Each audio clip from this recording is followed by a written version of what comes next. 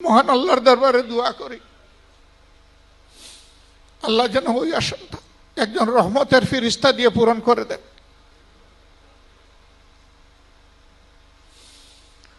আমি ক্ষুদ্র মানুষ, এবারকার এই রমাদান এবং আল্লাহ যদি হায়াত দেন তাহলে ঈদ, শহীদ পরিবারগুলোর জন্য একটা গভীর বার্তা নিয়ে হাজির হয়েছে এবং হবে। আপন সন্তান, বুকের ধন, পিতা, ভাই, এই প্রথম রোজা তাদেরকে বাদ দিয়ে তারা রোজা রাখছেন, সাহারি খাচ্ছেন এবং তারা ইফতারি করছেন।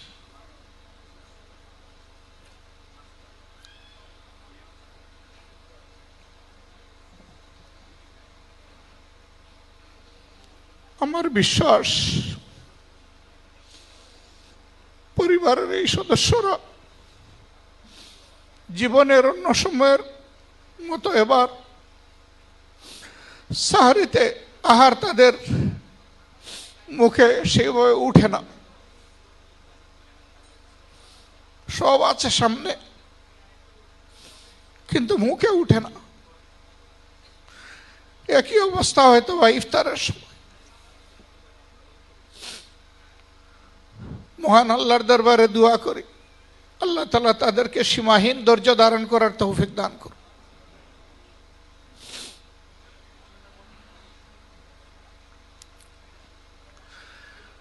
আমাদের প্রত্যেকেরই এক একটা ক্ষুদ্র পরিবার আছে, কারো মা বাবা সহ স্ত্রী, পুত্র, কন্যা, ভাই বোন, কারো হয়তো আরো ছোট।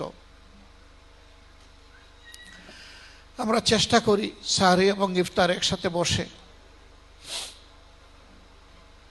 এই শহীদ পরিবারগুলোও চেষ্টা করে, কিন্তু ওই একটা আসন খালি।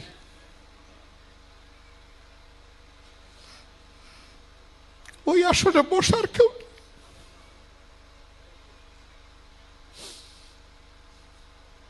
মহান আল্লাহর দরবারে দোয়া করি, আল্লাহ যেন ওই আসনটা একজন রহমতের ফিরিস্তা দিয়ে পূরণ করে দেন।